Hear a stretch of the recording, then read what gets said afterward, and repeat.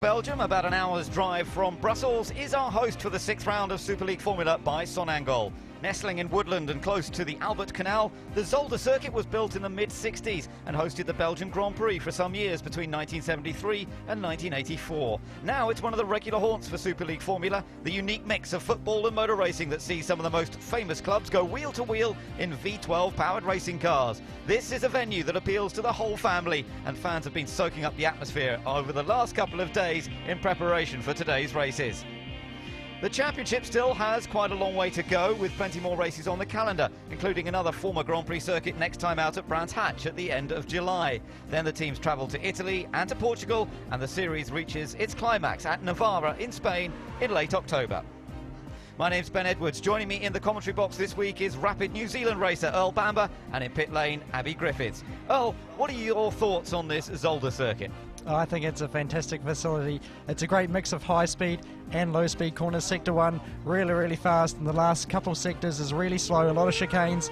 I can't wait for the race, and I think it's going to be great, and it's going to be interesting to see where they overtake today. It is going to be interesting to see. Well, this is how the teams stand after 5 events so far this year. Tottenham on top, but still under pressure from the likes of AC Milan, FC Basel, Anderlecht, and possibly Olympiacos as well.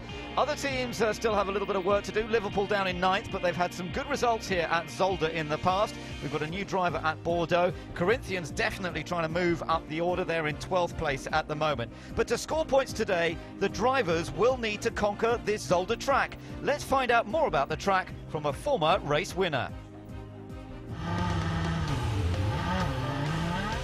Davide Rigon, Anderlecht.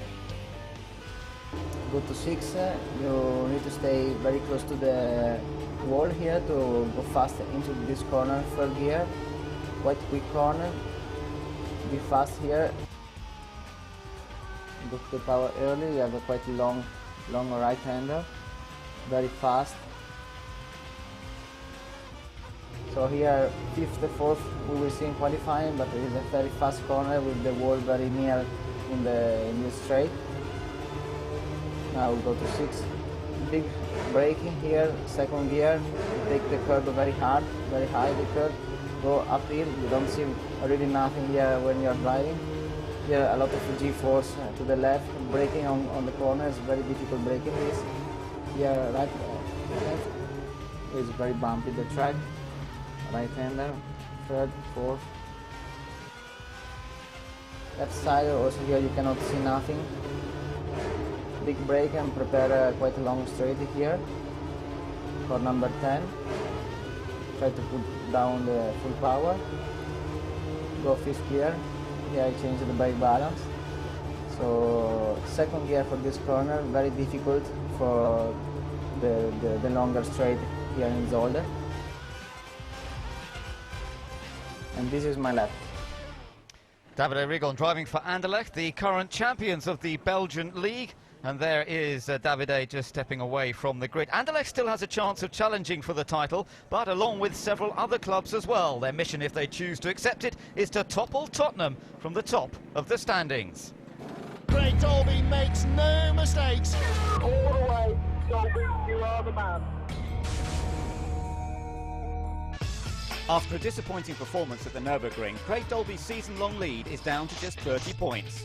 And with 50 points for a win, is Craig about to slip off the top of the table?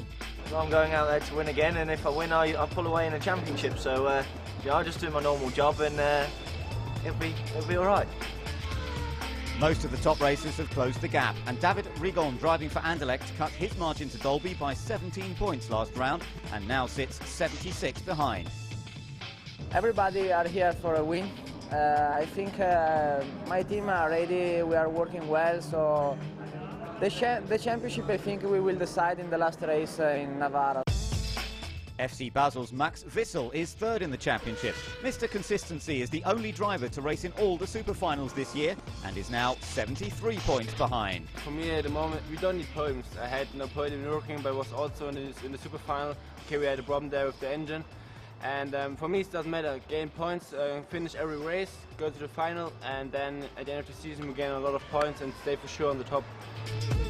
Jelmer Berman's race win in Germany saw him cut the deficit to Dolby by half. Just 30 points now separate 1st and 2nd. the AC Milan driver has his sights set on the top spot. I think he can be caught. I mean, I've halved the gap last weekend, so anything's possible. Championship's still long, so I think we'll be fine. But Dolby has an ace up his sleeve. Zolder is a second home for Craig. In his many races here, he's only been off the podium once. Every time I've been here, I used to kind of spend a lot of time over in Belgium racing, and the only time I didn't win was in 2008 racing Super League here, and I came second then, so I've been on a podium every time I've been here.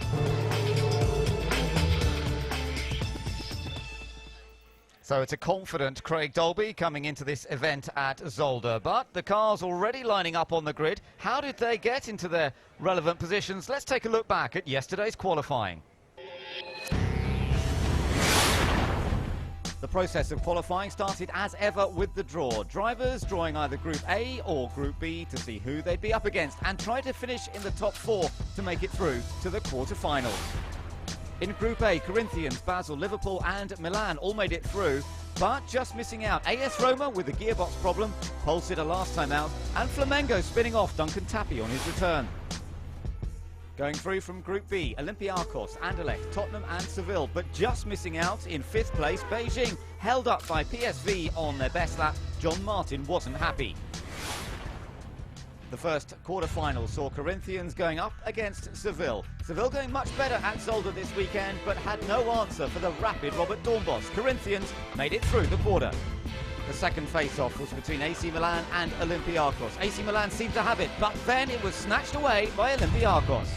In quarter-final 3, FC Basel and Tottenham went wheel to wheel, but FC Basel had the advantage at the first split. Tottenham came back at the second split. It was anybody's, but it was Max Vissel's as Basel made it through. The last quarter-final saw Liverpool going against Anderlecht, and it was David Rigon, a former winner at Zolder, who made it into the next round.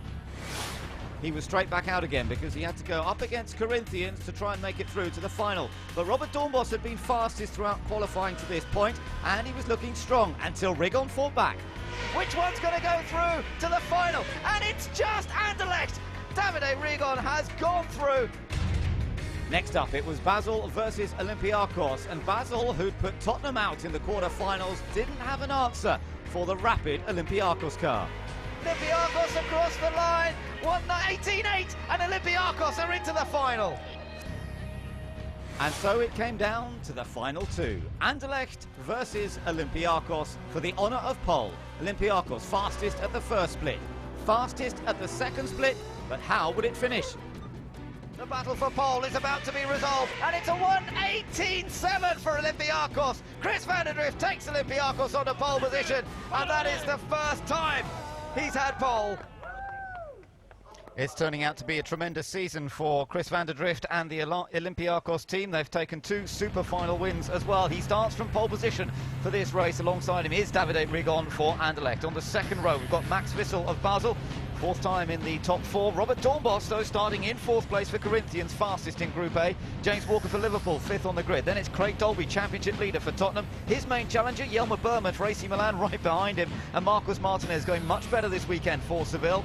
Flamengo have Duncan Tappy back on board. John Martin starts 10th for Beijing. Andy Soucek, a welcome return to Super League. He's 11th. And Japan Lagen's a new name to Super League. He's 12th. Behind him is Nürburgring pole sitter Julian Jus for AS Roma, Naren Kartikeyan for PSV. Then Tristan Gomedy and Alvaro Parent were both podium finishers at Nürburgring, but they're at the back here. And Maria de Vallota brings up the back of the grid in the Atletico Madrid car.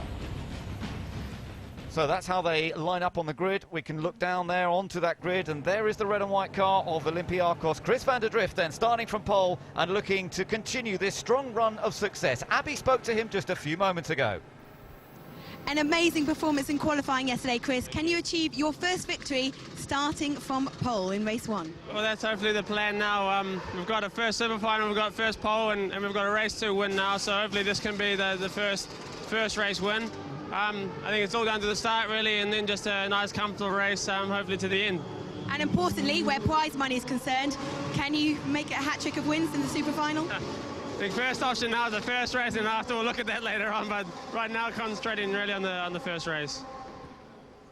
Talking of the first race, of course, we've got a championship battle on. Tottenham have qualified in 6th place on the grid, leading the points, as we saw, by some 30 over their nearest rivals, AC Milan, and they're 7th on the grid. So only 1 position different between those 2 cars on the grid, second in the championship and right behind Tottenham on the grid. So that's going to be an interesting battle between them.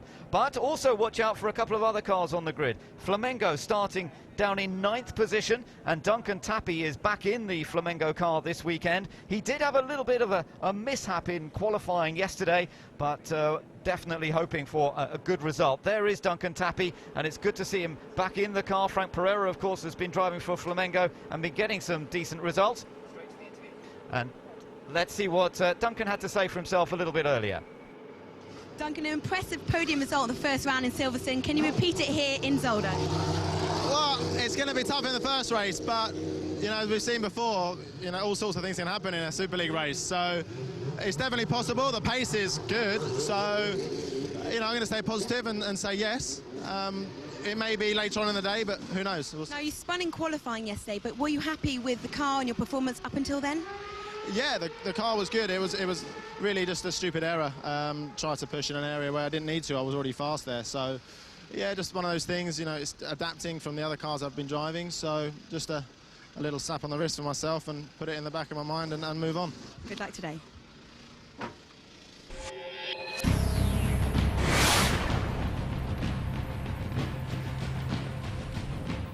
So there we are, the cars line up on the grid in preparation, and there is the Seville car of Marcos Martinez. He's lined up in 8th place, so looking for a decent result. Starting in 7th place, Elmer Berman for AC Milan. Yep, and there we are, just looking at the Seville car, Marcos Martinez. Ahead of those 2 on the grid, then on the 3rd row of the grid, we've got to keep an eye out for 2 British clubs. Liverpool have gone well here in the past. James Walker will be looking to do something, but Craig Dolby as well, also looking to do well. Yeah, Craig Dolby lining up in 6th place. He's really feeling the pressure this weekend, a little bit behind. Can they catch him? That's the big story this weekend. On the next row of the grid then, we've got both Corinthians and Basel. There's the Basel machine of Max Wissel, the youngster. Did a good job in qualifying, but we've really got to keep an eye on Robert Dornbos in the Corinthians car alongside, because he was flying. Yeah, Corinthians was really flying in the qualifying. They were the quickest man leading through, but got kicked out of the semi-finals with a little mistake. They'll be looking to push forward.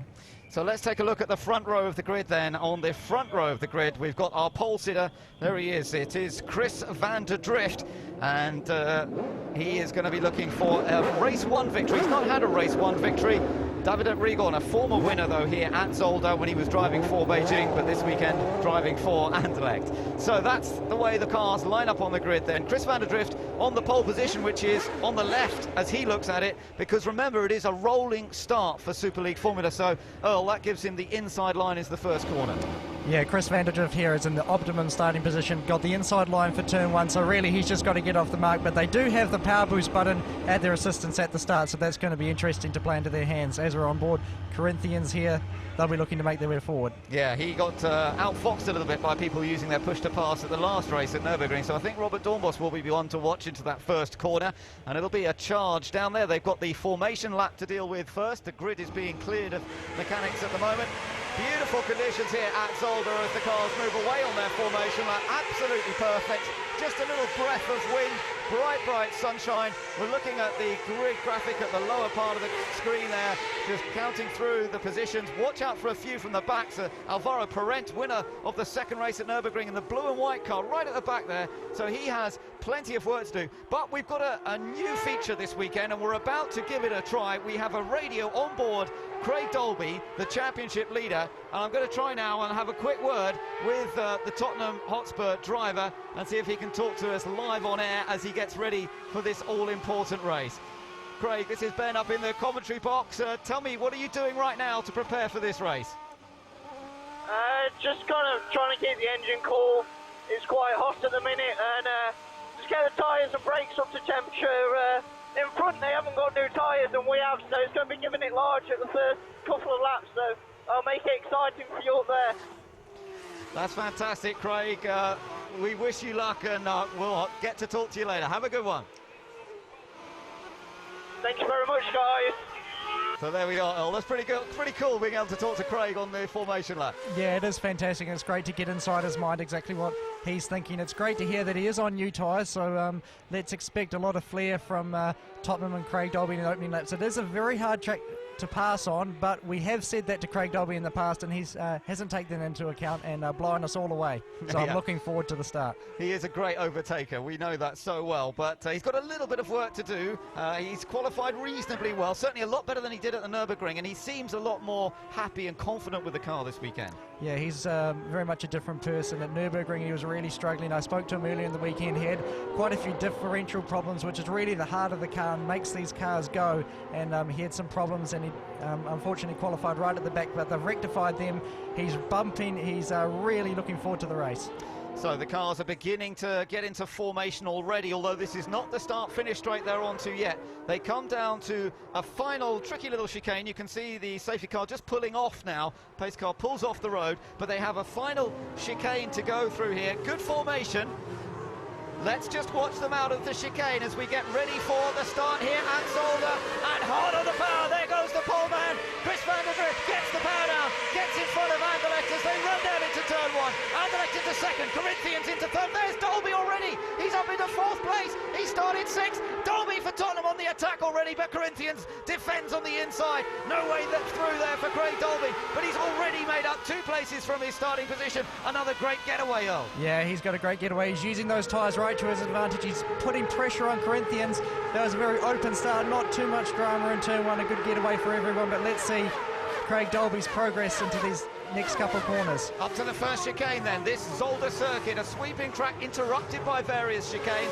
They are tricky, they are demanding. If you hit the curbs too hard, you can be in trouble. And there was a little pop over the curb for Duncan Tappy in the Flamengo car, which has put him under pressure.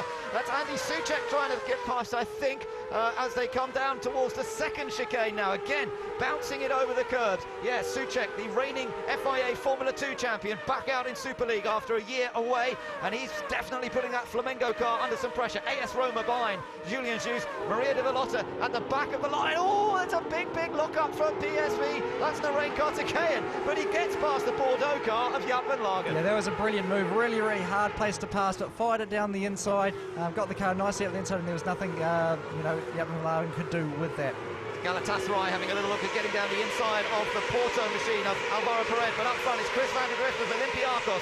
David Enrico on for Anderlecht. There's another battle. Here we go. Down the inside, Andy Soucek using the push to pass, I'm sure. Yep, that was textbook pass, got a really good exit out of the last corner, used that advantage up, and it was really smart driving by Duncan Tapper. It's the start of a 45-minute race. There's no point getting tangled up in the first lap, so it's smart driving by both drivers there. So that's gained a place for the man making his return, Andy Soucek, in the Sporting Lisbon car. That puts him into 10th place now, but Olympiacos leading across the end of that first lap by half a second over Anderlecht, Corinthians, Tottenham in 4th, Basel in 5th. So Basel lost out a bit, 6th place for Liverpool, 7th for AC Milan, and you're riding on board with Jelmer Berman. Now remember, he's Tottenham's nearest challenger in the points, but now you see Tottenham get a few places ahead from their starting positions, and he'll want to try and redress that. Yeah, Craig Dolby switched the situation. The pressure was on Dolby. Now the pressure's back on AC Milan to try and get past him. He's really got to get past Liverpool in these opening laps. He's putting the pressure on, but there's nothing available up there. Oh, he goes a little bit wide. Can he get the power on? No, nothing there. There was a little mistake there from James Walker in the red Liverpool car, which is right ahead of AC Milan. Of course, 2 great football clubs that have a massive history of confrontation and fighting one another on the football pitch, and we've seen some good battles on the racetrack as well, and we're watching another one here as Liverpool hold on to 6th place. AC... So talking about using that push to pass and whether they're going to use it now or save it for later.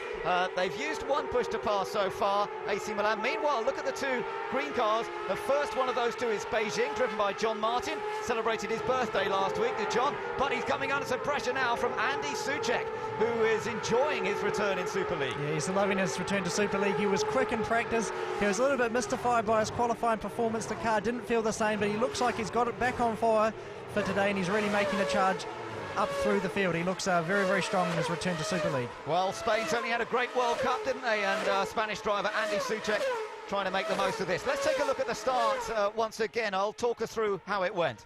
Yeah, it went quite well for Chris van der Drift. He got a mega start. Look, he's already on the power boost, way out in front. as we see Tottenham already getting right behind Basil, drafting. The rest are coming through. Let's see how Tottenham got past. Beautiful move right around the outside.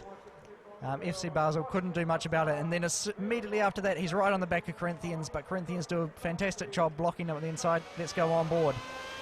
Yeah, this will be interesting watching this. This was Dolby's attack into turn 1. Yeah, that's a really textbook move, and I think it's coming from his experience in the past of racing around here in lower category formulas. He really knew what to do at that start.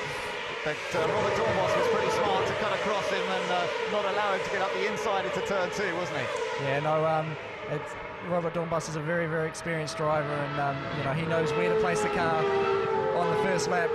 As we see Craig Dolby going through there, he's looking very comfortable. He's using those new tyres right now, which is going to be interesting to see how it plays out later on in the race when the others go on to new tyres. He'll be a little bit disadvantaged later on in the race, I suspect. So he sits there in 4th place, Craig Dolby for Tottenham's tucked in behind the Corinthians car still of Robert Dornbos. The clock ticking away. Of course, this is a 45-minute race, but there is an obligatory pit stop. After 15 minutes, the pit window will open up and they'll have to come in to change tyres. So everybody will be thinking about that a little and using that as part of their strategy to try and gain places. And we've seen some great pit stops by the crews throughout the 5 events this year so far. All the fields still running at the moment. Remember, the first car to go out of this race will end up on pole position for race 2. Those are the rules in Super League. Now, here we are, riding on board with Andy Soucek. What's he got to try and do here, Earl? Oh, he's really got to try and get past Beijing. Let's go on board. Let's listen for a second.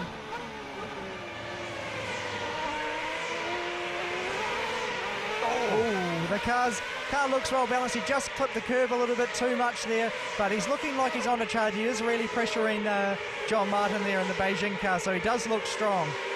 So Andy Soucek having a good old go. Now we're riding with the 2nd place car here, Davide Rigon, who's got fastest lap, 140, no, that's not right, so 120, I was just thinking. Olympiakos actually on that last lap has shown as fastest lap at a 120.4, and you can see Olympiakos have just eased open that gap a little. It's a second now between the top 2. Yeah, this is a really fantastic battle at the front. Anderlecht setting the fastest lap on the previous lap, and now Chris Vanderdrift for Olympiakos just throwing down the gauntlet and saying, if you can do that, I can go one better and go even quicker. And Chris looks really composed out front, and the race is just settling down. They're finding their rhythm, finding their momentum, and you know, it's looking up like a really great battle. These front 5 cars are incredibly quick and incredibly close. It's only going to take a little mistake or a little mistake in the pit stop and someone's going to get past. Yeah, definitely right. AC Milan still chasing Liverpool. There you are, the black and red colours of it. Oh, and there's a problem. He's been off. That is Tristan Gomedy in the Galatasaray car. He's had a little off, I think, down at the first chicane probably. Yeah, it looks like he's gone through the gravel trap. He's cleaning up the tyres. He's having a miserable weekend, isn't he? Here we go to a replay. Let's see what happened here. Oh, and it's quite bizarre. He just went in too hot there, lost the line in the first one, tried to regather it, and absolutely hit the curb on the inside. It's got big bollards, and that's why you see the car snap and spin, and hopefully Vermeer hasn't damaged the suspension as we go on board AC Milan. Interestingly, we've just had news of a drive-through penalty for Beijing. So Sporting Lisbon is going to get another place because John Martin's going to have to come into the pits for a drive-through penalty for, I'm not sure what the rule is, we'll have to check that in a minute, but something illegal. It might have been something on the grid, perhaps they didn't clear the grid quickly enough, but something means that Beijing have a drive-through penalty. Now we're on board with Liverpool here. You're looking back at the AC Milan car, and still a close battle between these two. Great view of the woodland here that's around this Zolder circuit. It's a beautiful track, sort of walk through the countryside, and alongside the track you can get great viewing opportunities. It really is a fan-friendly place. Oh, it is a fantastic place. And just going on board Liverpool, interestingly, they haven't used any push-to-passes so far during this race, so I think he's saving them for later on in the race. He knows he can't move too much up the road with the car in front, and I think he's saving them for either a pit stop or an opportunity. So Liverpool looking in a good position at the moment. Well, the pit window doesn't open up for another nearly 7 minutes, so they've got a bit of time to just keep on settling into a rhythm here. Chris Vanderdrift for Olympiakos leads this race, back with another fastest lap for a moment. We're going to ride on board with him and just watch him as he goes around this Zolder circuit. Let's just listen on board for a second, see how the car's hand meters are coming up into the first really fast corner. Cars definitely lose speed after qualifying, but the car looks really well balanced. He looks like he's doing it easy. Anderlecht keeping up by using power push to pass at the moment. Interestingly, yes, Anderlecht have used the push-to-pass. You'll see from the graphic on the right-hand side there that Chris van der Drift still has 7 opportunities to use that push-to-pass. Yeah, and he's looking really composed, and he's doing this comfortably at the moment. It's a great sound from these V12 engines as well, just fantastic to go on board. Wailing away as it goes through the woods. Yeah, it's a great scenario through there. The sound really echoes off the woods, but you know, Chris is looking really composed, and the team have done a fantastic job with that car. It's you know, looking so well. Whatever he wants it to do, it does. And yeah, he's just really cruising right now. But it does come down to teamwork. We've got the pit stops coming up very, very soon. Yeah, that'll change things as well. He comes around to complete another lap here as the laps tick away one by one. Another good lap from him. 120.3, 120.5 for Anderlecht. Meanwhile, there is Andy Soucek in the Sporting Lisbon car. Now, he's got clear track, and that's because I think Beijing has come in for the drive-through penalty. Yep, there we are. John Martin making his way down the pits. So that's not much of a birthday present. He turned 26 last week, but sadly, he's had a drive-through penalty straight away. No, that's...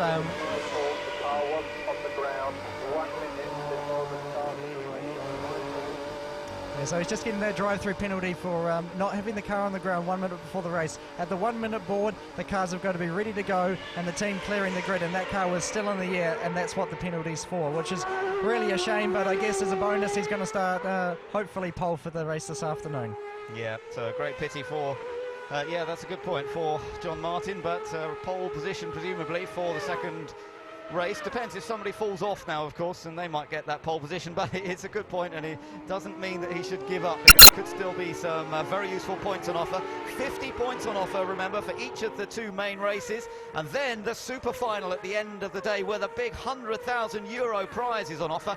And let's not forget, we've talked about it already, Chris van der Drift could be on for a hat-trick. He could be on for winning €300,000 if he gets another win this weekend, because he's already picked up 200,000 in the last 2 events. Yeah, no, he is, and he's doing a fantastic job out front right now. Let's go on board Anderlecht, see how their car's handling.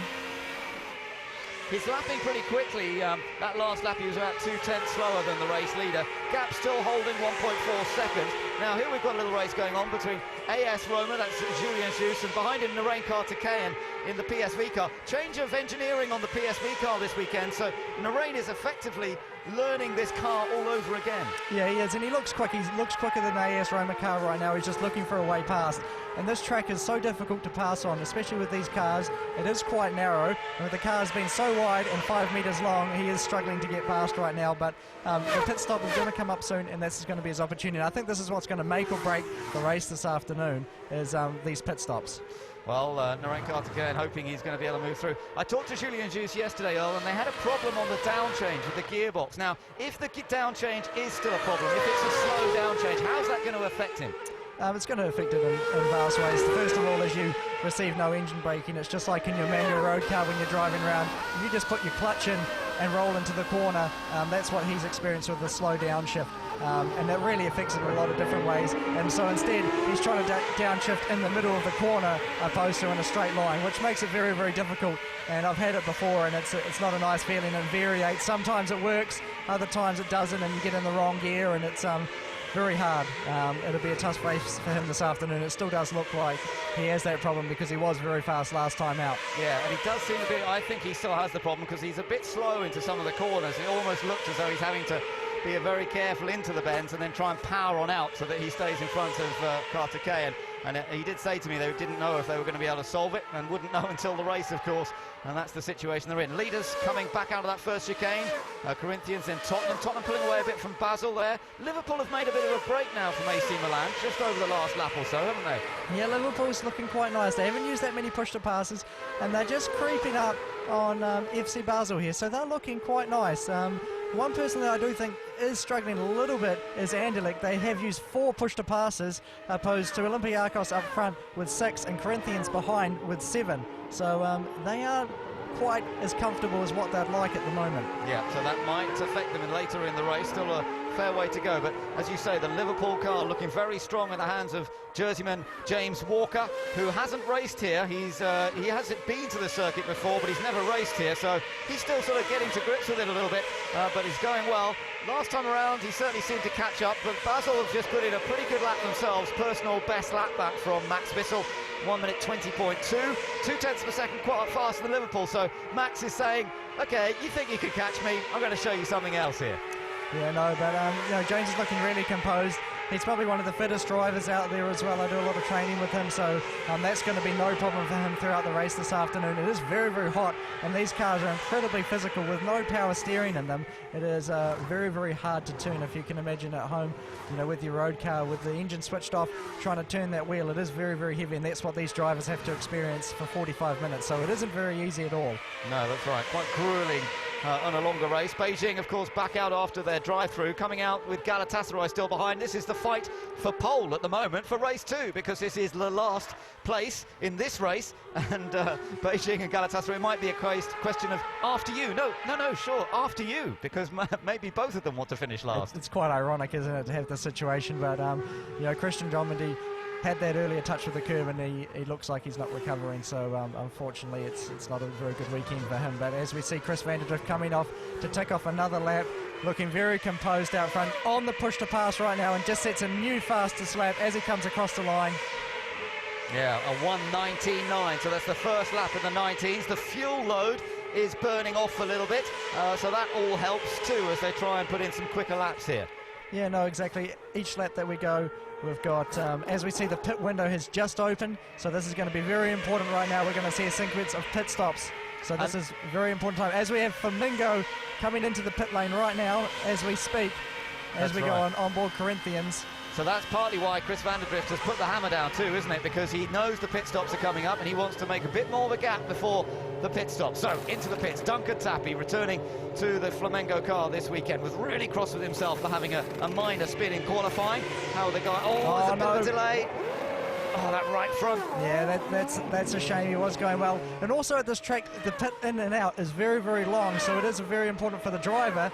It's another part of the racetrack, and it's just another part. As we see Olympiacos, are they going to pit this time? Well, yeah, we'd expect so perhaps, because he's certainly going quickly at the moment, trying to put into a couple of quick laps. He's in. The race leader comes straight into the pit. So does the second place car of Anderlecht, but Corinthians stays out. Tottenham comes in. Interesting this. So Corinthians has stayed out there, and a couple of others have stayed. AC Milan as well. Yeah, AC Milan has come in, but Basel has stayed out, and Liverpool has stayed out. So a real difference in strategy. Remember, some of these crews do share pit guys, so they can't all come in at the same time, because otherwise their guys would be a little too busy in pit lane.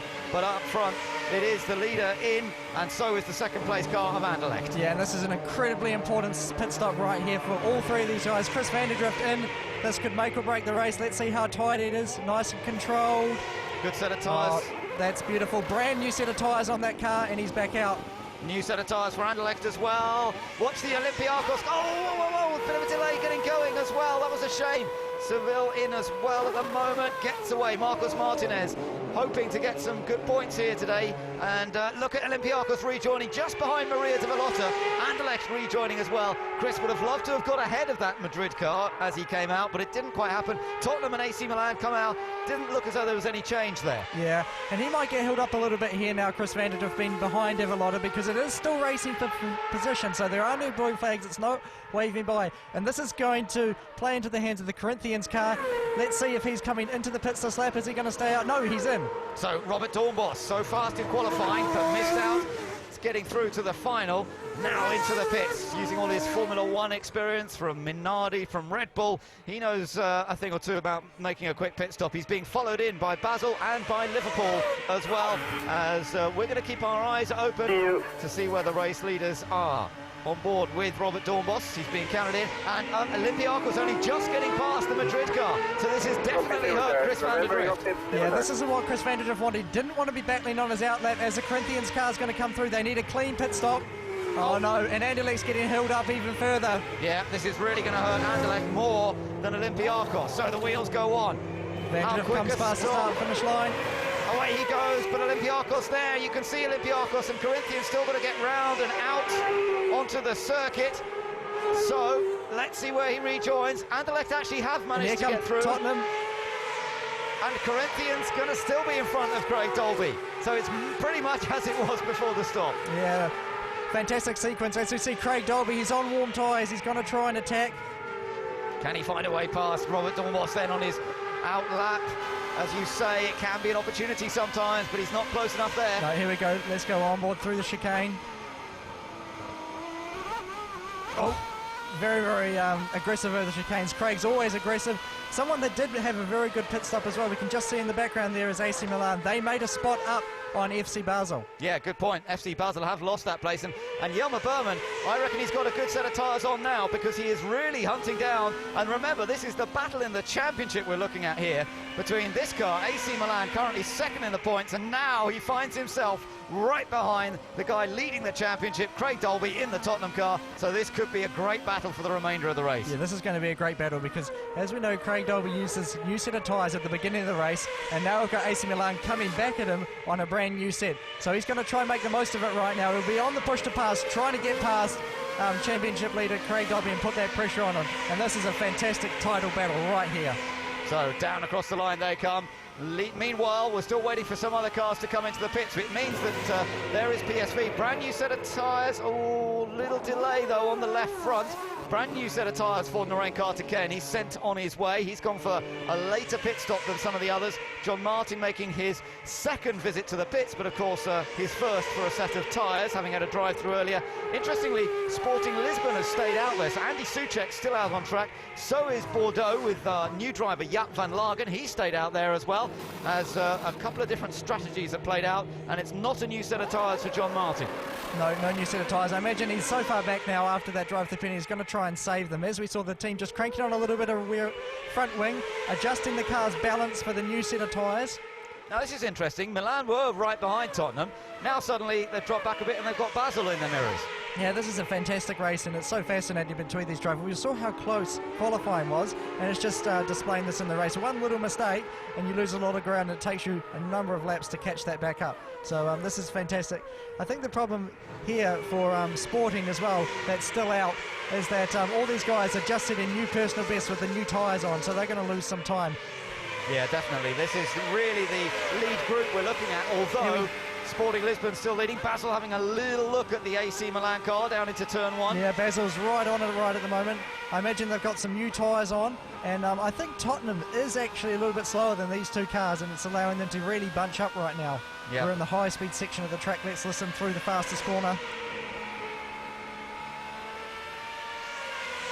Picks it up nicely, Max Wissel, as he heads up towards that first chicane. They flash past the camera down there, and then hard on the brakes. James Walker at the back of that little group in the Liverpool car, so he's still part and parcel of all this, but of course he has missed out a little bit in the pit stops. He's basically dropped down the order from where he was, so the pit stops didn't go quite according to plan. Yeah, no, it didn't quite go to plan. As we see, the race leader, we've got a battle for the lead. He's trying to pass a slower car. Yep, that's Jaap van Lagen trying to get out of the way. Is he in the Bordeaux car? But he's come between the two leaders now. Anderlecht getting held up a little bit more than Olympiacos, and maybe Davide Rigon is now going to find a way through. Yeah, I would think the Van Lagen is coming into the pits, is he? Yes, he is. So it makes it look really weird.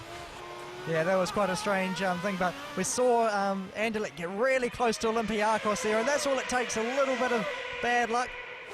And here we go, Sporting Club are in the pits. Interestingly, both Olympiacos and Anderlecht have used their push to pass quite a lot in dealing with traffic, and it means Olympiacos now only have 3 opportunities left. Anderlecht down to 2 opportunities to use their push to pass. Meanwhile, you're watching the championship protagonists still at it here. Tottenham, the white and blue car, against the black and red of AC Milan, and Jelmer Berman wants to stick like glue to that rear wing of Craig Dolby and put him under a bit of pressure. Craig soaks up pressure most times, but you never know, there might be an opportunity. Yeah, there might be an opportunity. It's still a very, very long race, and these guys are really in an intense battle, and it's over a number of laps it starts to build on you. You're always checking your mirror to see where he is, and then eventually you check your mirror right in the wrong spot, and you just miss your braking point, and then you're under pressure. And, you know, it's all about building pressure. That's right, and Jelmer Berman's as aware of that as anybody. Right behind him, the multicoloured car of FC Basel, and Max's girlfriend keeping a close eye on how he's getting on here. He's still sitting in 7th place, but that's not allowing for the fact that Sporting Lisbon have just come in for their pit stop, so it's 6th in reality here, running on board with Max right now as he tries to close that gap. 0.8 of a second between himself and the AC Milan car of Jelmer Berman. Immediately ahead, down through that final chicane. bright blue sky, beautiful day here at Zolder, and still not a big gap between the leaders. You know, Olympiacos and Anderlecht still separated by under 1 second. Yeah, this is a fantastically close race, and as we see Liverpool FC just going through the shot, these 4 cars are really in a gaggle, and I think they're going to fight out these positions all race long, and if one makes a mistake, they're going to get through. And it's sort of this time of the race where the tyres are starting to degrade and the fuel load's coming off immensely with losing 3 kgs of fuel a lap with the V12 engine. They're starting to play with the front anti-roll bars, trying to tune the car, and they do have adjustment within the cockpit. So it's very, very important right at this point to start tuning the car in to the track conditions. Corinthians still sitting in 3rd place, and Robert Dornbos hoping for his best result of the season so far. He qualified front row last time out at Nürburgring, but only came home with a 7th place finish in that first race. So Robert Dornbos looking at his first podium finish of the season, if he stays where he is right now. Still a little way to go. The pit window, as you can see, closing in a few seconds now, but I can tell you that everybody has made their pit stop. Closing up under braking there, AC Milan. So everyone has made their obligatory pit stop, and nobody's going to be out of time in terms of stopping for a set of tyres. A little bit of radio breakup as we try to listen into the conversation there. Race leaders are back past our commentary position. Here is this race that's going on for 4th place between Tottenham and AC Milan. We're getting a little bit of radio breakup from one of the cars there. So go inside the Liverpool FC garage. Very serious. That's his trainer, Matt, for James Walker. He's here looking after him, keeping him in physical shape, keeping him in form. Meanwhile, just to let you know, Sporting Lisbon made that later stop, and Andy Soucek is down in 9th position, so didn't really gain a lot. We're looking at the pit lane times there on the graphic at the moment. 27.2 for Olympiacos. That was a good stop. If you look at the top 6 cars, that was the fastest time in the pits for the top 6 cars. That's their position on track at the moment you're looking at. And further down, Tottenham and AC Milan. AC Milan's gone past Tottenham. What happened there? Oh, that was a brilliant move. That was amazing. They say it's so hard to pass, but AC Milan, he just got right in there. That was amazing. We didn't expect that. Dolby's still there. I wondered for a moment if he'd fallen off the track, but no, AC Milan really catching us and Craig Dolby unawares, and he's got through. Jelmer Berman really showing what the sort of move that Craig Dolby normally pulls off, and now Dolby's under a bit of pressure himself from Max Wissel of Basel. Locks up big time coming down to that final chicane. Look how close the leaders are as well. Anderlecht closing right up, and is there, just looking at the Olympiacos car, almost looked like there was some dust or something being kicked up by it. There we go. And Liverpool FC just go past Basel. I think Basel went too wide in the last chicane. He locked up and allows Liverpool FC. So these are the things. It's so close. You said to watch this group, and there could be changes. Now, what he did there, he went for a move, but actually has ended up losing out as a result of it. Yeah, and that's what happens when you're in such a tight group. And here we go. Let's have a replay. This is what happened between AC Milan and Tottenham. Oh, that's a brilliant move. That's so decisive. Those are championship-winning moves, and as he comes through, he just blocks him, doesn't allow him. They're wheel spinning like crazy everywhere. Here we go. Another replay from another angle. That was a brilliant textbook move. AC Milan balks it in the corner, doesn't allow anyone to go back past him, gets it settled, back on the power. That's a really, really fantastic passing, overtaking move. Dolby sensibly didn't sort of overly fight it because he's still got to look at his championship lead. But look how close these two are as they come out down onto that back stretch down towards the final chicane, the Kleiner chicane. This is still a battle, you know, for the race win here because Olympiacos hasn't really been able to extend the lead over Anderlecht. There's Corinthians 3rd, 4th place now for AC Milan, 5th for Tottenham in the white and blue, Liverpool in 6th place, Basel in 7th, and there could still easily be some changes amongst this group. It's really only Corinthians, Robert Dornbos there, who's a little bit lonely. AC Milan beginning to ease away, and there's no doubt that Tottenham, Craig Dolby, must have gone on to an older set of tyres, I think, and he just doesn't quite have the grip that the cars around him have. Yeah, like we were saying before, he used his new tyres at the start of the race. For me, I'm always a big believer in being fast at the end of the race. You know, there's so many other things like safety cars and all this sort of thing. It's always better to be fast at the end of the race rather at the beginning, as we have another little battle here. Yeah, this is great stuff. We've got Bordeaux there in the middle of a fight going on between Porto, the blue and white car, and then the AS Roma car. And in fact, they've gone past. So something's happened to Julian Juice on that lap. Whether he's still struggling with that gearbox problem, I don't know, but he actually lost a couple of places there. Porto and Bordeaux have gone through. Meanwhile, replay. This is what happened to Basel. Yeah, this is big, brave move by Basel. Liverpool turn it. Oh, he was very, very lucky not to lose a wing, and look at his run onto the straight. Gets a very poor run, and just allows Liverpool FC to get a good run onto the straight, and that's a textbook move, and that's what close racing's all about. You try and move, make a mistake, doesn't pay off, and then you lose a position. That was pretty hairy for Craig Dolby for Tottenham too, wasn't it? Yeah. I mean, those two cars almost made contact there. There was flashes of getting in touch in the rear and losing a championship lead right there, so he's got to be very careful in this situation with an old set of tyres. He's got to use his head. He's got to realise what's at stake here. He doesn't need to get tangled up in a fight right now. No, absolutely right. So he's got to keep his cool as we go on board the Liverpool car of James Walker. So he was the man who benefited from that, from Basel trying to get past Tottenham. Liverpool then able to draw past the Basel car on that next straight, and he's now chasing down Tottenham. So we've got the two English Premier League clubs about to go wheel to wheel, perhaps, if Walker can get that little bit closer to the Tottenham car. Yeah, and the really good thing for Liverpool, as we said earlier, is he hasn't used many power boosts, and Tottenham are left with one, rather Liverpool have 4 left. So he is at quite an advantage right now in this battle coming late into the race, and we know that Tottenham's struggling for tyre grip and degradation. He's sliding the car all around, so we could see another pass for Liverpool FC. This is spicing up a great race as we see the two leaders coming through.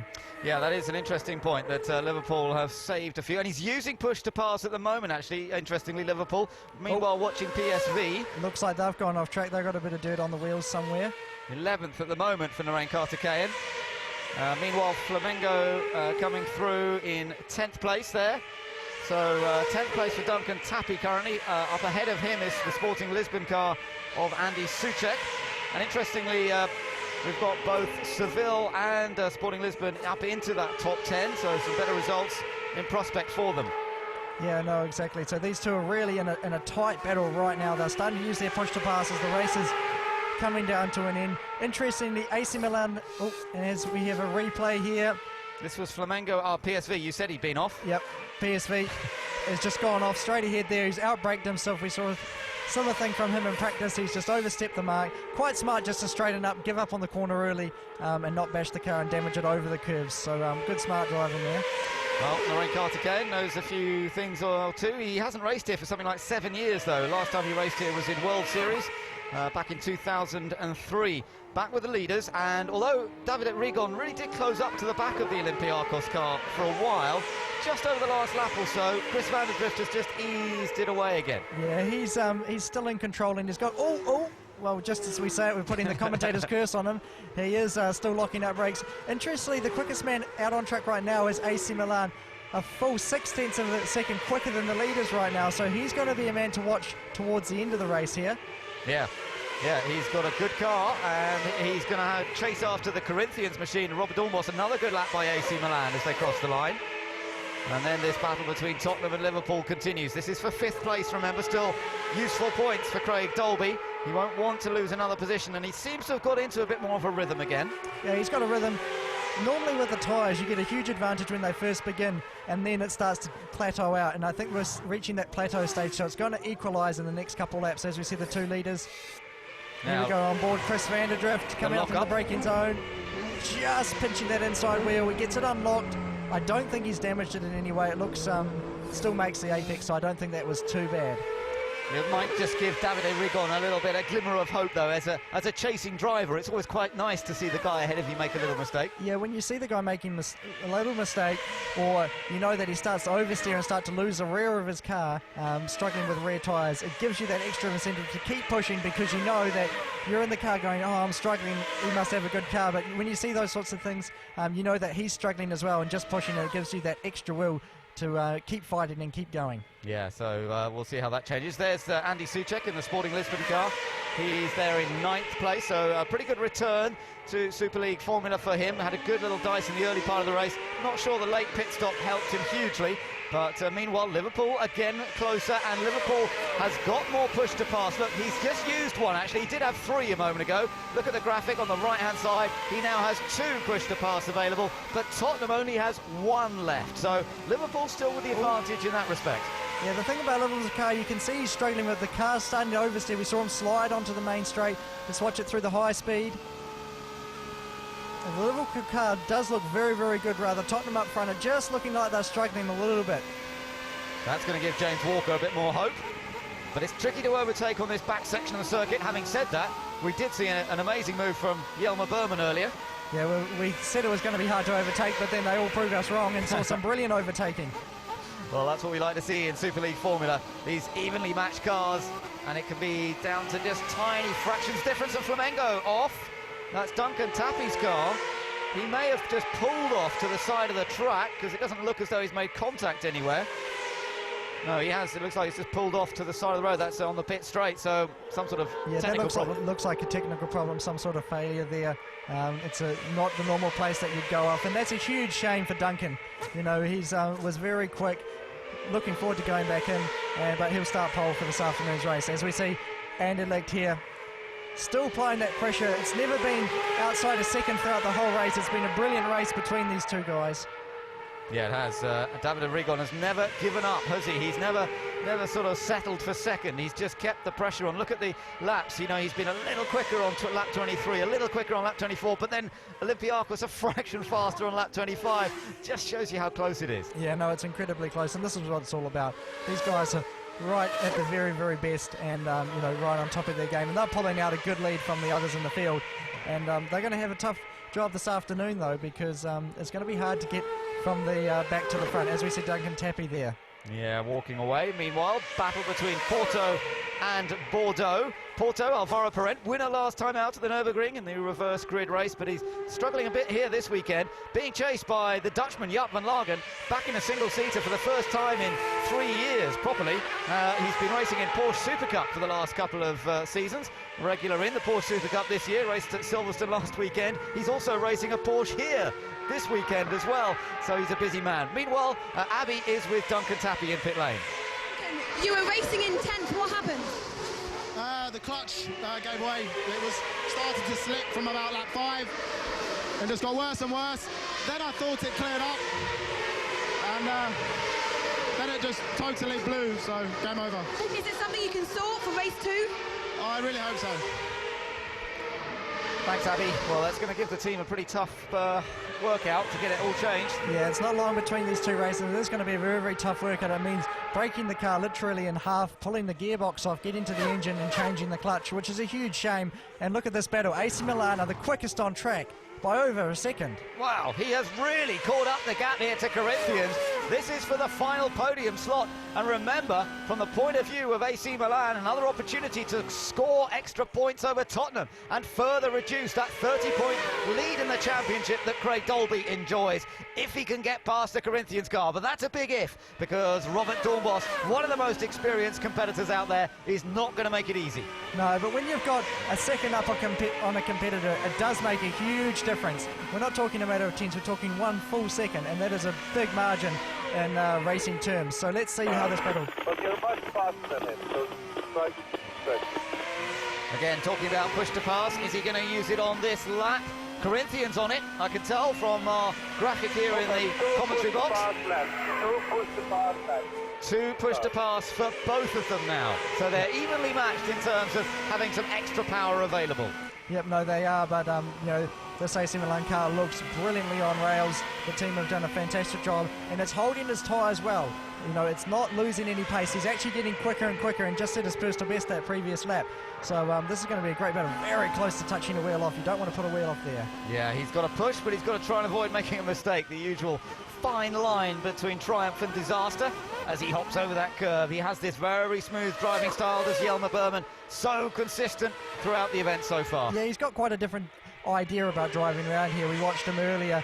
He's a guy that really likes to carry a lot of corner speed into the corner, break nice and late, carry lots of mid-corner speed and then get on the power a little bit later. Rather, a couple of other guys like to stop the car and then get a good exit. So it's a little bit of a different driving style. Oh, as we see, he's looking up the inside, he's applying that pressure. He's get on the power nice and early here.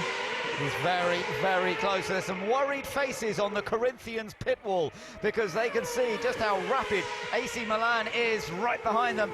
And it's a tough tussle, this. Dornbos still looking for his best results of the season, his first podium of the season. But AC Milan with a faster car at this stage in the race. 7 minutes, just under 7 minutes still to go. And he's still pushing hard. Yeah, well, I imagine the team saying to Jelmer Berman, please don't do anything silly. Oh, and he just looks like he pulled off the back quite a bit there. something happened. I don't know what happened there, but he lost a couple of legs, didn't he? Yeah, he lost a huge amount of ground there, which is very, very strange because he was pressuring Robert Dornbus. Back with the leaders, Olympiakos still leading this race. Never been able to open up what you would call a comfortable margin. The gap still at about a second. You'd always want to pull out a little bit more than that if you can. Oh, and he just goes off. That's the AC Milan. What's he doing? Outbraked himself? No, well, maybe he's got a problem because he just backed up a whole lot of time and then he goes off a couple corners later. So let's watch this, hopefully. And he really hit the car really hard there. And he's struggling. He's struggling. Well, that is a big story in itself, because if AC Milan are now in trouble, that will completely change again the complexion of this championship battle. Can he hold on there? Can he stay in fourth place? Team are on the radio to him. Let's see what's happening. They're obviously concerned, trying to pick up what's going on there. But he's still out there. He stays out on circuit. 5.5 minutes left. 5.5 minutes left. Telling him how much time there is. This is what happened at the first chicane. Yeah, he went through there, outbraked himself, pushing hard. He also, there's some big bollards there. He launched the car, which can crack the bottom of the tub, which isn't good for the suspension. It's not like a normal road car. There isn't a lot of give. We're talking about millimetres in movement. So let's hopefully watch his lap time, see if he gets back up to pace. But that was a really bizarre run of laps just there. Yeah, very strange for AC Milan. The other thing here, watching those curves, is that Porto, Alvaro Perret, actually managed to put a hole in the sump of his engine here on Friday. So if you do hit those curves wrongly, it can be have catastrophic results for you. So AC Milan really will be hoping that everything is okay. Meanwhile, back on board the Liverpool car, still in 6th place, still following Craig Dolby. No change here. No, there's no change there. We've really got to watch this battle here. Interestingly, they're catching Maria as well. They're going to have to lap Maria de Villota in a moment, and that means there might possibly be an opportunity for Davide Rigon. There's the Madrid car. There are the two race leaders. It's not as bad now because they get blue flags, and you've got to obey these blue flags and pull off to the side of the road. Before it was actually for racing position. Now it's actually for lapping the car, so I think it's going to be a different scenario this time. But it's only 9/10, so anything can happen, as we know in Superleague Formula. 4 minutes to go in this first race of the day, and so far so good for Chris van der Drift for Olympiakos. He leads this race, as you say, by just about a second from this car. Riding on board, second place man Davide Rigon. Let's just watch him as he comes up through the far sweeper here. Oh, a little bit of a slide ahead from Chris van der Drift, still pushing on. Yeah, the problem for Davide Rigon right now is he doesn't have any push to passes left. Chris van der Drift has still got 2 push to passes, so he's in the box seat. As we see, he's about to catch de Villota coming up into the tight section. It's really hard to pass here, so let's see if the gap closes up. Yeah, there is only one line through here, really. They've got the AS Roma car not far ahead of them. He's struggling as well. And here comes this gap. It's coming down. It's going to get very, very interesting in a moment. And Aleska will hope to use this on board with the race leader. Now coming up behind Maria de Villota. Is he going to be able to pass here on the entry to the right-hander? No, he can't. This is going to allow Davide Rigon to get closer and closer. And we could still have a race on for the victory here, but he's not quite close enough. Chris van der Drift already waving his hand in the air, saying, get out of my way. Yeah, and look, they've got the Roma car right up front, and we know he's got a problem that's not getting any better. Hopefully, she lets him pass down this next straight. It doesn't look like it, though, so this is going to be drama-filled. She's getting the blue flags. Yeah, I saw the blue flag just in front of our commentary position as they flashed past us here. Definitely being waved. A little bit of concern at the Olympiakos pit. Yeah, that was Chris's manager looking very concerned. As we see, she's not giving it over. Now, how long is this going to go on? Is Anderlecht getting closer? The gap's down to 0.7 of a second. Take a little look back at this. Waving his hand he was as he came onto this backstretch. Yeah, this is the most frustrating thing for a driver, especially when you're leading. It's absolutely terrible. As we see... he's might just, he's got past now. He's got past, and actually Davide Rigon's not really close enough to capitalise on that, and Rigon thinks about going down the inside and actually does so, and Maria gets well out of the way. Yeah, that was, it's always hard when you're the first car on the road because you've actually got to sight the blue flag and make sure that they are. And here we go, he's straight onto the back of the Roma car, so he's not having much luck at all, but Julian Juice is a very, very experienced driver and leads races and respects what it's like when you're getting overlapped. So that was great driving there from Julian Juice and AS Roma. So a slightly nervous time there for our race leader, Chris van der Drift, but he seems to have coped with it pretty well, doesn't he? Yeah, no, he did cope with it very, very well. And he's got a really good car pace. And he still looks like he's in the box seat, and he's probably actually going to gain something out of this. Yeah, Anderlecht need to find a way past the Roma car pretty rapidly here, and he still hasn't got past, so that's interesting. And that's going to affect the gap first to second, no doubt about it. Don't know if he's going to dive up the inside, yeah, into turn 2.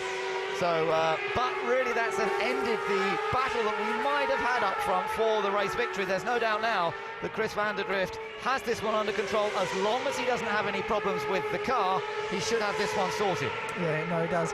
And strangely, looking at the times again, AC Milan are very quick again. So it was a very, very strange string of laps as we see the Anderlecht car going through the chicane. And there's only 59 seconds now. Yeah, Corinthians has been going well the last lap or so, and he's actually got a bit closer to that battle for the lead, hasn't he? Yeah, no, he has got closer to the lead. And let's see, he's got to pass the lap cars now. So it's always a procession of trying to get past these lap cars. So Corinthians joining in, then AC Milan, then Tottenham and Liverpool still coming through. They're running in 5th and 6th. Basel still in 7th, Seville in 8th place. And further down, nice little battle between PSV and Porto. This is for 10th position, and both of them hard at it. Alvaro Parent behind Narain Kartikeyan. Back with the leaders briefly though, Olympiacos, as the clock ticks away. We're getting ready to go on to the final lap. They're going to get one more lap here, and then it'll be checkered flag next time around for Chris van der Drift, who now has an advantage of 2.3 seconds, probably the biggest advantage he's had all race long. Here comes AC Milan, just lapping AS Roma, and then behind them we've got Tottenham and Liverpool with a little gap back then to Basel. Yep, no, this is the last lap of the race. It's been a brilliant race from Chris van der Drift so far. Picture perfect stuff, really textbook race. Yeah, really good stuff from him. Further down the order, by the way, Seville heading for an 8th place, and that's definitely one of their better results for a while. Sporting Lisbon heading for 9th with Andy Soucek. PSV, as we saw, battling for 10th with Porto. Bordeaux down in 12th place, Beijing in 13th. Galatasaray are 14th, and we think it's going to be, well, it will be Flamengo on pole for the second race of the day, because Duncan Tappy had to pull over with that clutch problem. Let's just hope they can get it fixed, though, because that's going to be pretty tough. But here is Chris van der Drift, compatriot of yours, Earl, so you must be pretty pleased to see how he's driven today. Yeah, no, it's great to see Chris out there, and great to see him out front and winning. He was, really excited to get into the championship at the start of the year. He's had 2 wins so far, and there we see the Kiwi flag up on the pit wall waiting for him to come by. It is going to be the first time that Chris van der Drift has won the first race of the day, and he's done it in style from pole position. Chris van der Drift takes victory in race 1 for Olympiacos, and he has beaten Anderlecht. Congratulations, you won. Congratulations. Corinthians 3rd. Good job. AC Milan 4th. Then it's Tottenham and Liverpool. Slow in lap, very slow in lap, and very slow in lap, and clean your tires. Clean your tires, very slow in lap. The instructions coming thick and fast. Okay, go. But Chris, no doubt, will be very happy. He punches the air in delight. Olympiacos, that's their 4th win now. You can see he puts his hand up. And I tell you what, he's also on target, Earl, for another super final this weekend. As long as he gets a half-decent result in the second race, he'll be in a super final, and he will still be on for that hat-trick of super final wins. Yeah, he's had 2 in a row already. He's trying to go for 3 this weekend. He looks really on form and really on fire, and he's getting stronger and stronger. And, he's going to really take the chase to these championship leaders now, I think. Well, most successful football club in Greek history is becoming an extremely successful club in terms of Superleague Formula as well, because Chris van der Drift has taken them to another checkered flag, and he's done it in some style. He had pressure on him, there is no doubt that wasn't a really easy, straightforward win for him. No, it wasn't easy and straightforward by any means. He had pressure the whole way, which is probably one of the hardest races, but now he's got to refocus. It's only an hour and a half to the next race, and he's got to start from the back of the grid, which is a completely different scenario. So here's the result of race 1. Olympiacos beating Anderlecht by 1.8 seconds. Corinthians' first podium of the season for Robert Dornbos, ahead of AC Milan, who passed Tottenham in the race. Liverpool finished in 6th, Basel in 7th, Seville in 8th place, good result. Sporting Lisbon in 9th with Andy Soucek, and in 10th, PSV with Narain Kartikeyan. Outside the top 10, Porto, Alvaro Parent. Then Jaap van Lagen, still a good debut for him. John Martin disappointed in 13th, ahead of Galatasaray. AS Roma, who had problems. Atletico Madrid and Flamengo, who failed to finish. So drivers making their way into pit lane there and riding with Chris van der Drift as he brings the Olympiacos car to a halt. Alongside him, the Anderlecht car of Davide Rigon and Robert Dornbos. Be great to see Dornbos on that podium. He's had some good results in the past in Super League, had a difficult start to the season, but he's now there. But 4 it is now for Chris van der Drift. That's 2 race wins in the 45-minute races and 2 super final victories to his credit as well. And he is certainly becoming a bit of a star of Super League Formula, and he loves it, doesn't he? He loves it. Yeah, no, he absolutely loves it. He's worked very, very hard and, you know, lapping in the spoils right now. So there's Robert Dornbos and Davide Rigon, and that's nice to see. Dornbos, a former winner when he raced in 2008 in Super League, but this year he just hasn't had that quite that same pace until the last 2 events, and then he put it on the front row last time out, qualified well here, and he's fought for 3rd place. Actually, say fought, he had a bit of a lonely time most of the way, but they were the guys for Olympiacos, the GU Racing guys who look after the engineering side of the car as well. Yeah, but that's his girlfriend there, Billy, giving him a big hug. She'll be very proud. She will indeed, yeah, and what a great start to the day for him. Does mean, of course, he's going to have to start from the back for the 2nd race of the day, but that's all part of the game here. There's Robert Dornbos, and it's nice to see him a bit happier and sort of where we would expect him to be. It's taken a little while, for whatever reason, for him and the Corinthians crew to sort of really click and see the pace that we know he's got, but he's demonstrated it today. Yeah, no, he does, and we see a changing phase now. We're seeing different guys coming to the front as we have a replay of Chris van der Drift coming across the line. Yep, there we go. That was the moment he celebrated victory. So no new winners to add to our tally this weekend because he's already had a few wins. But nonetheless, great to see a new podium finisher of the season in Robert Dornbos. But that was special, punching the air, and he's taken 50 points. That's pretty crucial in terms of keeping Olympiacos in the hunt in the championship. And remember, Olympiacos is one of those clubs still in with a shout. They came into this 5th place in the points, and that will have moved them up the order a little bit. Let's get down to the pits and some reaction with Abby.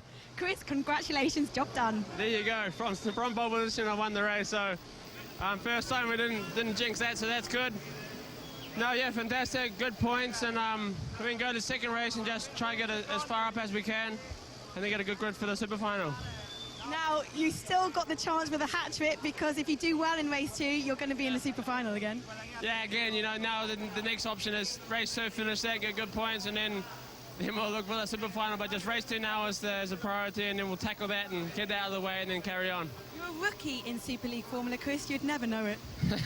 Thank you. Congratulations, well done. And Davide Rigon, being congratulated by the team. Well done, Davide. You never let up. You were going for, victory, but a great 2nd place. Yes, my pace was a little bit better than him. I was a little bit faster, but in this small track it was very difficult to overtake him. The pit stop was well, but the same of the others, so good race, good for the champion, so I'm very happy. Now, what are you going to try and do in race 2? Because you really are a title contender. Oh, for sure. Now I want to win the champion. Yes, this is my... I hope in the 2nd race to make a lot of overtake and be fast. Yes. Okay, well done. And Robert Dornbos, finally we get to speak. Brilliant stuff. Your first podium and you're looking good. Thank you. Yeah, I mean, I can't imagine being so happy with 3rd place, you know? It's been, I'm really happy about this podium. I mean, we worked so hard, we had a terrible start, everybody knows, so yeah, to finally do it after 6 weekends is nice. And now we just need to continue. Maybe make it an extra nice day by making 3rd race. So. Well, you looked really fast in qualifying yesterday, so maybe for the latter part of the season, things could just turn your way. Yeah, I mean, I found my lucky charm. Maybe you. I love it, thank you. So, yeah, let's hope we can continue like this. Congratulations. Yeah, well, Robert would love to be in a super final. He hasn't managed to make it into one so far this season, but an opportunity hopefully to do that. Now, let's take a look at how they scored. 50 points going the way of Olympiacos, of course. Anderlecht scoring 45, and Corinthians an all-important 40 points to try and move them up the order. 4 points gained by Milan on Tottenham. They'd like to have gained a bit more than that, but it's still a gain, and there's still some way to go in the championship. And a useful 18 points for PSV as well. So that's one of their best results. In fact, yeah, 2nd best result of the season so far. Not picking up so many points, I'm afraid. The likes of Beijing, Galatasaray, Roma and Flamengo not scoring because they failed to finish. You have to finish in Super League Formula to get the points. So the podium about to be presented. Alfredo Brissac, the CEO of Superleague Formula, handing out the award for third place there to Robert Dornbos, and it was lovely to hear him talking to Abby. He is, as you can see, very happy with his first podium of the season. It has moved them into the top 10 in the championship as well, so that's good news. Anderlecht have gained one over Basel in the points. They've moved up to third place now as a result of that second. Olympiacos are still fifth, but interestingly tied on points with Basel, so that could change after the second race of the day. Celebrating, enjoying it, but you could tell from the interview that he's already focusing his attention on the next race of the day, where he'll be starting at the very back, and of course that challenge to get into the super final once again and chase down a hat-trick of big checks. 100,000 euros, of course, on offer to the winner of the super final later on. So the crews have a bit of time to try and get the cars ready. This is how the championship stands now, and as you can see, Tottenham still on top. The gap not much different, but behind them things have changed a little bit. Anderlecht moving ahead of Basel. Olympiacos now tied with Basel, so they could easily move up to fourth. And also further down that list, you've got Corinthians now finally getting into the top 10. Further down, well, not so many points scored by the likes of Beijing, unfortunately, so still down there in 16th. And PSV, although getting into that top 10, also down there in 18th place, so a long way down. So let's take a look back at the first race of the day here at Zolder. And it was a very good start by Chris van der Drift, who made the most of his push-to-pass button at the start. It was also a good getaway for Craig Dolby. He started 6th. He emerged from the first corner in 4th position. Well, there were one or two problems and incidents, as we would expect. Tristan Gomedy spun in the Galatasaray car, but a move of the race was this one, as Jelmer Berman squeezed down the inside of Craig Dolby to get past the championship leader. Max Wissel tried to do it, didn't manage it. I thought they were going to hit each other. Thankfully, he managed to avoid the Tottenham car, and as a result, he actually lost a position to James Walker in the Liverpool machine that was ready to pounce on the little mistake. Up front, Olympiacos had one or two little scary moments, nothing too severe, the odd lock-up and dealing with traffic, which meant that Anderlecht was always in the hunt, but ultimately Olympiacos came through for the victory. Anderlecht finished in second place and Corinthians took third. Abby is now down in pit lane with Jelmer Berman. Jelmer, gosh, what a race, but you have just scraped back a few more points on Craig. Yeah, I mean, after qualifying, you know, it was close with Chris and me. He just kicked me out in the quarterfinal with 500, so then you know, P7, so it was a bit disappointing, but start was difficult. There was a bit of a flyer, so you couldn't do anything. They were already gone before I came out of the corner, so and then I just pushed. It was on fairly old tires to start with, and eventually chased two really good ones, and then it was quick. Just after I passed Craig, I had a problem with the downshifting, and I think otherwise could have been on the podium, but unfortunately. Okay, well, hopefully for race 2, if you can get it through the pack. Well done. Thanks, Abby. So Jelmer Berman, that explains what was going on, because we did see the odd little problem for him. Now, this is the grid for the second race. It'll be Duncan Tappy on pole for Flamengo, Maria de Velotto for Madrid. Second row, you're going to see Julian Juice of AS Roma, and next up, Tristan Gomedy of Galatasaray. Behind them, Martin and Jaap van Lagen, then Porto and Eindhoven for Enton Kartikeyen. And then as we go further down the grid, the more successful drivers, the likes of Soucek and Martinez, Wissel and Walker. And then, of course, the winners from that first race, they'll be right at the back. I hope you can join us again later on for all the action from race 2 from Ben Edwards, Olbamba and Abby. See you then. Bye-bye for now.